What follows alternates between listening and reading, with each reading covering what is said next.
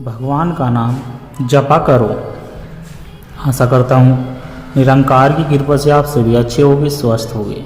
सत्संगत जी, आप जी के चरणों में बहुत ही सुंदर प्रेरणादायक कहानी विचार। तो आइए जानते हैं इस कहानी विचार के माध्यम से। सत्संगत जी, इस संसार में सब कुछ क्षणिक है। कभी सुख, कभी दुख, कभी हंसी, कभी आंसू, कभी अपना, कभी पराया। लेकिन एक चीज है जो चिरतन है, अमर है, वह है भगवान का नाम। कितनी भी आंधियाँ आए, कितनी भी आंधियाँ जीवन में झकझोर कर दे, जो भगवान के नाम का सहारा लेते हैं वह अडिग रहता है, अचल रहता है। आज हम आपको सुनाने जा रहे हैं एक ऐसी कथा जो आपको भगवान के नाम के चमत्कारों से परिचित कराएगी। एक ऐसी यात्रा पर चलेंगे जहाँ दुखों का समुद्र था लेकिन नाम का जहाज था, जहाँ संसार का तूफान था लेकिन भगवान के नाम का दीपक था। तो आइए सत्संगत जी, इस आध्यात्मिक यात्रा में डूबे और जाने भगवान का नाम जपा करो। क्यों है यह जीवन का सबसे बड़ा मंत्र। बहुत समय पहले की बात है। एक छोटे से गांव में एक साधारण किसान रहता था। वह अपना पूरा जीवन सादगी से भरा हुआ था। उसके पास न जायदाद थी न जमीन थी, फिर भी वह हर हाल में भगवान का धन्यवाद करता था।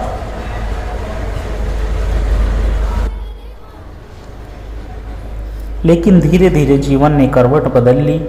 एक बार उसकी सारी फसल सूख गई, फिर घर में बीमारी फैल गई, बेटे की नौकरी छूट गई, बेटे की शादी में अड़चने आने लगी। रामू का पूरा परिवार चिंता और निराशा में डूबा था।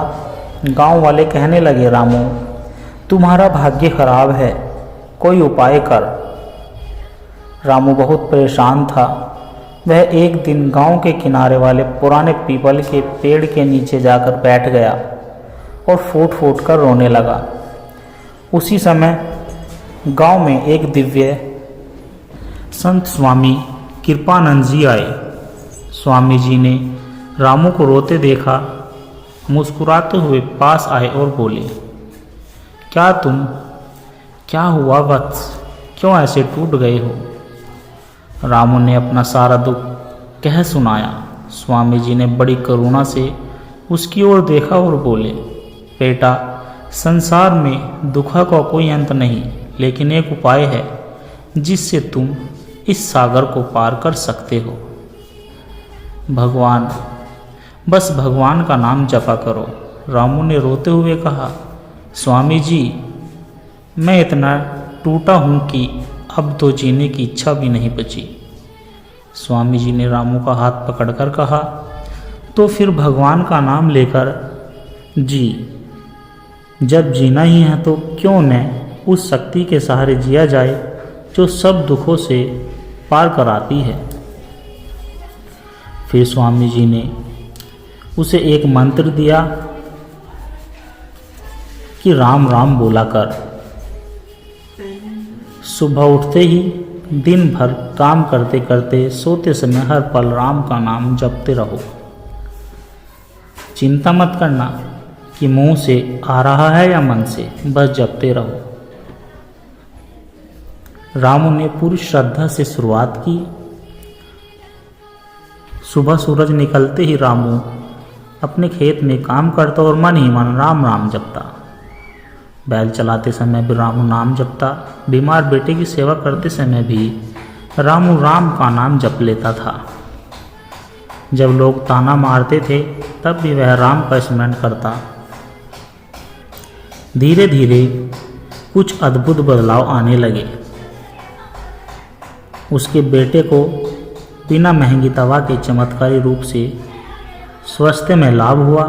उसकी बेटी का रिश्ता एक अच्छे घर में तय हो गया। फसल भी खूब अच्छी हुई। लेकिन सबसे बड़ा बदलाव यह हुआ कि रामू के अंदर का भय खत्म हो गया। अब वह किसी भी परिस्थिति में स्थिर था, चेहरे पर हमेशा मुस्कान रहती। एक बार गांव में भयंकर बाढ़ आई। लोग डर के मारे इधर उधर भागने लगे। कई घर बह गए, लेकिन रामू, जिसने अपने जीवन का आधार राम नाम को बना लिया था, अपने परिवार के साथ शांतिपूर्ण एक ऊंचे टीले पर बैठकर नाम जपता रहा। अचरज की बात यह हुई कि जब बाढ़ उतर गई तो काफी गांव में तबाही थी, लेकिन रामू का घर सुरक्षित था। गांव के लोग दंग रह गए। सब रामू के पास आए और बोले, रामू, हमें भी वह मंत्र दो जिसने तेरा जीवन बचाया। रामू मुस्कुराया और कहा, कोई बड़ा मंत्र नहीं भाई, बस एक ही मंत्र है, भगवान का नाम। नाम ही रक्षा करता है, नाम ही पार कराता है। उस दिन से पूरे गांव में राम राम का जाप शुरू कर दिया। बच्चे खेलते खेलते भगवान का नाम लेते, महिला चक्की पीसते समय नाम जपती, पुरुष हल चलाते समय नाम जपते। गांव का वातावरण एकदम बदल गया। जहां पहले झगड़े, तनाव और दुख था, वहां अब प्रेम और शांति, सुख का आवास हो गया। आनंदपुर सचमुच आनंद का पुर बन गया। तो साथ संगत जी, कहानी केवल रामू की नहीं, यह कहानी हम सब की है।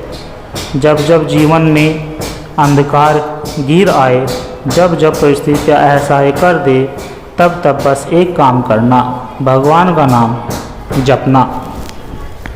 नाम ही असली सहारा है, नाम ही असली बल है।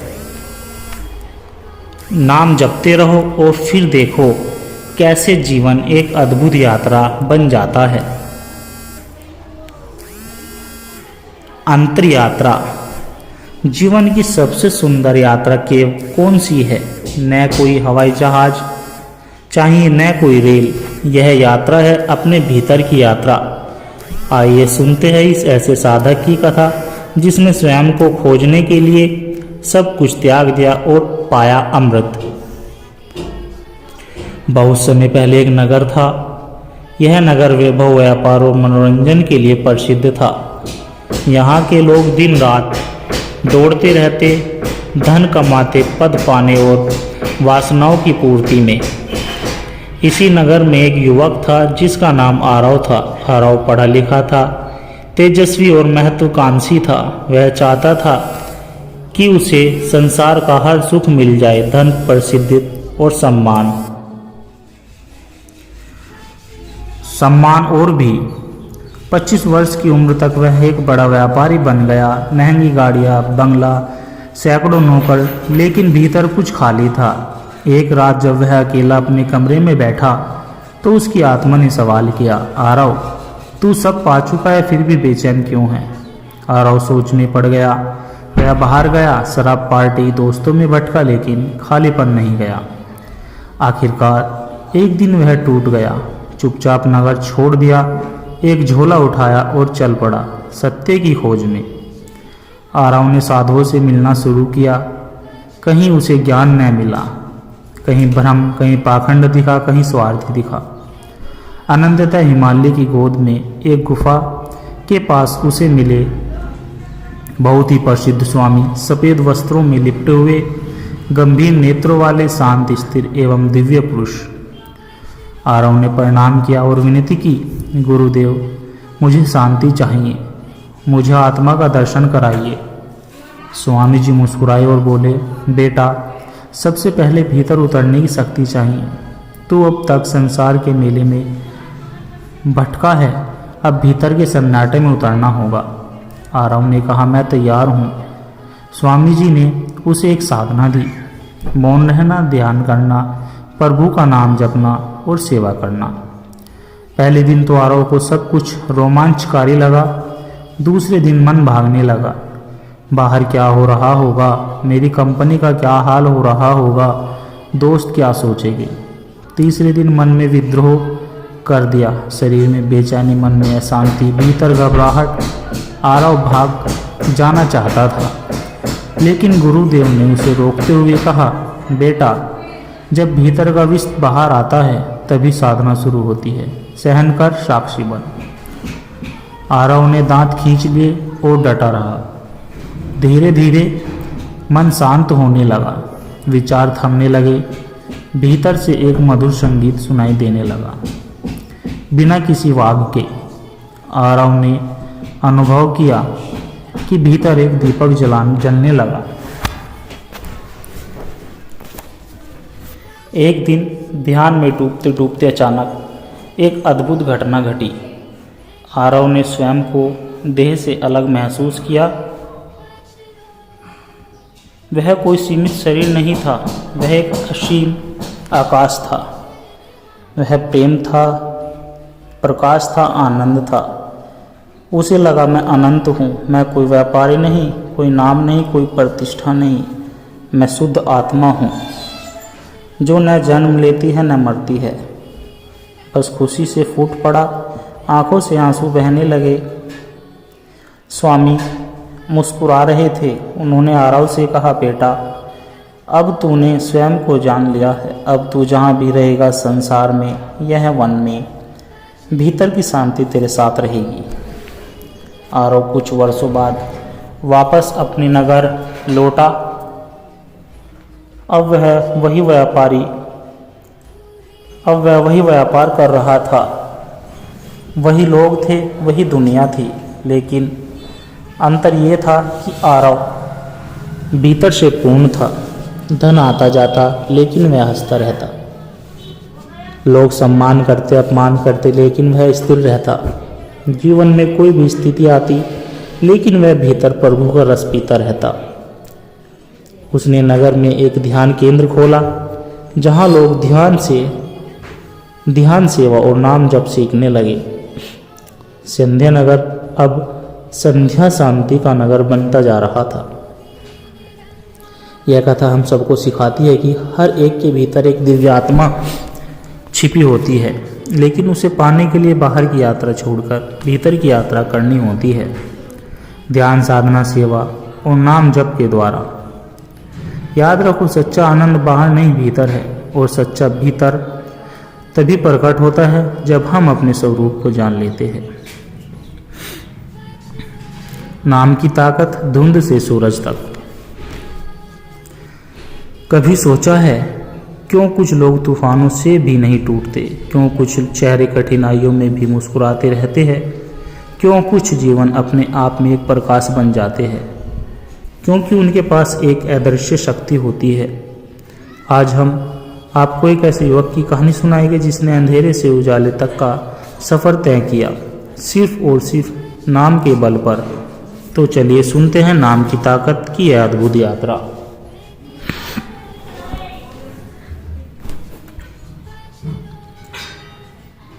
यह कहानी विवेक की है, जो एक 24 वर्षीय युवक जो बड़े सपनों के साथ महानगर आया था। इंजीनियर की डिग्री थी, आंखों में चमक थी, पर जल्दी ही जिंदगी कठोरता से टकरा गया। नौकरी नहीं मिली, दोस्तों ने धोखा दिया, रिश्तेदारों ने ताने मारे, आर्थिक तंगी, तनाव, अवसाद ने घेर रखा था। रात भर छत घूरता, दिन में गुमसुम घूमता, मन में सवाल उठते, मैं जिंदा क्यों हूँ? मेरा क्या मकसद है? भगवान अगर है तो मुझे बचाते क्यों नहीं? उसका जीवन एक गहरी धुंध बन चुका था। एक दिन थक हार कर विवेक पार्क में बैठा था। सामने एक बूढ़ा बाबा ध्यान मगन बैठा था, चेहरे पर अद्भुत शांति थी। बिना पूछे ही बाबा ने मुस्कुराकर कहा, तू थक गया है ना बेटा? विवेक चौंका, कैसे जान गए बाबा आप? जिसका हृदय कांपता है उसकी आंखें सब कुछ कह देती है। विवेक फूट पड़ा, सारा दुख, सारा गुस्सा निकाल दिया। बाबा ने बड़े प्रेम से उसका सिर थपथपाया और कहा, सिर्फ एक उपाय है, भगवान का नाम जप पाकर। विवेक ने झल्लाकर कहा, नाम से क्या होगा बाबा? रोटी नहीं, नौकरी नहीं, पैसा नहीं। बाबा हंसे और बोले, बेटा भगवान का नाम कोई सौदा नहीं, वह शक्ति है। नाम का जाप करोगे तो भीख नहीं मिलेगी, राज्य मिलेगा, तू खुद को जीत लेगा, और जिसने खुद को जीत लिया उसने दुनिया जीत ली। बाबा ने विवेक को एक साधारण मंत्र दिया, हरे राम राम राम हरे हरे। शर्त थी सुबह उठते ही 5 मिनट नाम जप करना। दिन भर काम करते समय मन में नाम चलता रहे, सोने से पहले नाम का स्मरण हो। पहले दिन विवेक को यह बचकाना लगा, दूसरे दिन भी मन बहका, तीसरे दिन वह भूल गया, चौथे दिन उसने जोर से सोचा चलो आज पूरी श्रद्धा से करते हैं। धीरे धीरे नाम जप की आदत बन गया। अब वह भीड़ में भी अकेले नहीं लगता, चिंता आते ही नाम स्मरण उसे ढांढस देता, नकारात्मक विचार आते ही वह नाम से खुद को संभाल लेता। कुछ महीनों में अद्भुत बदलाव हुआ, अवसाद चला गया, चेहरे पर तेज आ गया, आत्मविश्वास लौट आया, लोगों के बीच उसका आकर्षण बढ़ने लगा। एक दिन उसे एक बड़ी कंपनी से ऑफर मिला, बिना किसी सिफारिश के। विवेक अब समझ गया था, बाहर का संसार तो वही है पर मेरे भीतर बदल गया है। अब वह हर दिन ईश्वर के नाम का रस पीता और संसार में निर्भय होकर चलता। जिंदगी आसान नहीं होती। 1 साल बाद एक बार फिर संकट आया, कंपनी में छटनी शुरू हुई। विवेक का नाम भी सूची में था। आर्थिक तंगी फिर से सामने थी, लेकिन अब विवेक बदल चुका था। इस बार उसने डरने के बजाय एकांत में बैठकर घंटों भर नाम जपा, नाम की गहराई में डूबा और चमत्कार हुआ। कंपनी ने अंतिम समय पर उसकी नौकरी बचा ली। साथ ही एक और मल्टीनेशनल कंपनी ने उसे 2 गुनी तनख्वाह पर बुलाया। विवेक ने भीतर से महसूस किया, नाम साधना केवल सुख का साधन नहीं है, यह जीवन को दिशा देने की शक्ति है। अब विवेक खुद युवाओं को प्रेरित करने लगा था। कॉलेजों में, सिनेमा घरों में छोटे बच्चों के बीच जाता और सिर्फ एक मंत्र देता, भगवान का नाम जपा करो। वह कहता, डिप्रेशन में नाम जपो, तनाव में नाम जपो, असफलता में डूबे हो तो नाम जपो, सफलता के घमंड में हो तो नाम जपो। नाम ही वह रस है जो सुख में भी सुलझाए, दुख में भी संभाले। जीवन में कितना भी अंधकार क्यों न छा जाए, जब तक तुम्हारे होठों पर भगवान का नाम है तुम हार नहीं सकते। नाम से स्थिर मन होता है, नाम से कर्म पवित्र होता है, नाम से आत्मा का दीपक जलता है। तो उठो, भीतर के दीपक को जलाओ, आज से प्रण लो, भगवान का नाम जपा करो, फिर देखना धुंध भी हटेगी और सूरज भी निकलेगा। सच्चा धन भीतर का प्रकाश। मनुष्य सारा जीवन बाहरी सुखों, संसाधनों की खोज में भागता है, परंतु जब जीवन के अंतिम मोड़ पर पहुंचता है तो उसे एहसास होता है कि असली धन कहीं बाहर नहीं था, वह तो उसके भीतर ही छुपा था। आज हम आपको सुनाएंगे एक ऐसी यात्री की कहानी जिसने एक सत्य को अपने अनुभव से जाना। बहुत पुरानी बात है। अनघपुर नामक राज्य में एक धनपति रहता था। महल जैसा घर था, अनगिनत नौकर चाकर, व्यापार का विशाल साम्राज्य। फिर भी समरदास बेचैन था। हर रात उसे नींद नहीं आती थी, मन खाली खाली लगता था। उसने सोचा शायद और अधिक धन पाने से सुख मिलेगा, तो वह दिन रात व्यापार बढ़ाने में लग गया। नए कारखाने खुले, जमीन खरीदी, व्यापार विदेशों तक फैलाया, लेकिन भीतर का खालीपन वैसा का वैसा रहा। एक रात समरदास को एक अजीब सपना आया। उसने देखा वह एक अंधेरे जंगल में भटक रहा है, रास्ता नहीं दिख रहा।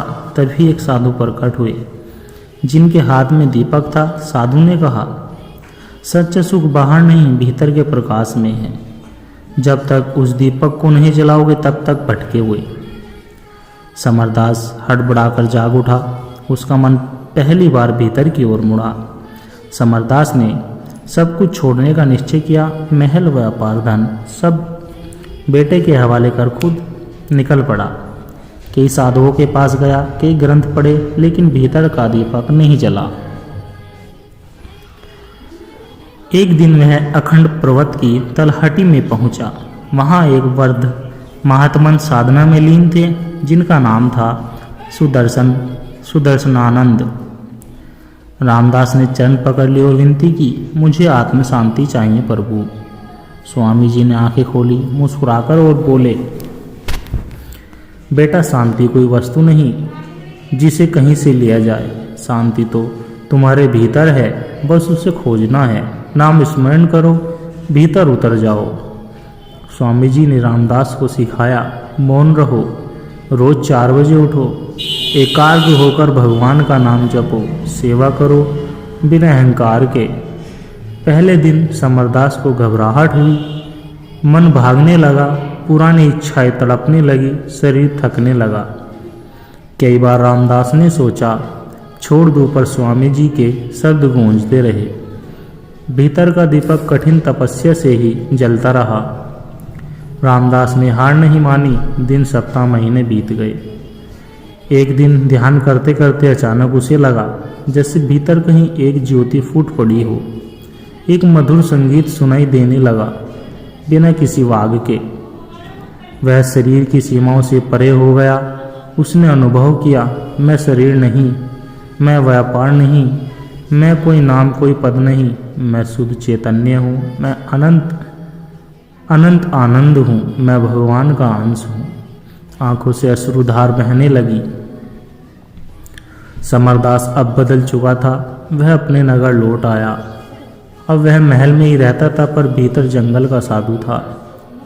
सेवा करता, जरूरतमंदों की मदद करता, सबको प्रभु का नाम स्मरण सिखाता। लोग आश्चर्य करते, सेठ जी तो अब पहले से भी अधिक सुखी दिखने लगे हैं, जबकि उनके पास अब वैसा वैभव भी नहीं था।